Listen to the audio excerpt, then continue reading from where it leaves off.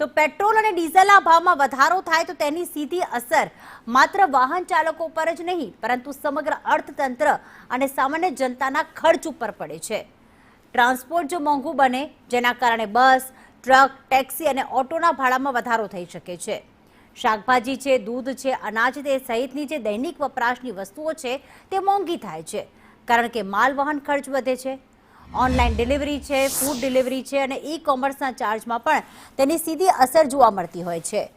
કૃષિ ક્ષેત્રમાં ડીઝલ આધારિત ટ્રેક્ટર, પંપ સેટ અને પરિવહન ખર્ચ વધતા ખેડૂતો પર ભાર વધે છે, જ્યારે ઉદ્યોગો અને મેન્યુફેક્ચરિંગ સેક્ટરમાં ઉત્પાદન ખર્ચ પણ વધે છે, જેનો ભાર અંતે ગ્રાહકો પર જ આવવાનો છે।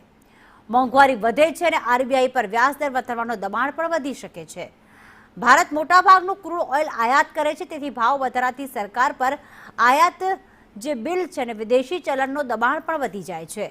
આ દબાણ ઓછું કરવા જ પીએમ મોદીએ જનતાને પેટ્રોલ ડીઝલનો વપરાશ ઓછો કરવાની અપીલ કરી છે।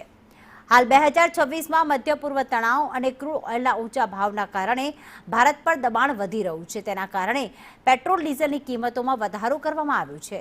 જોકે આ ભાવ વધારો માત્ર પેટ્રોલ ડીઝલ સુધી સીમિત ન રહેતા તેની અસર ઘણા બધા ક્ષેત્રો પર થશે અને ઓવરઓલ મોંઘવારીમાં વધારો થશે।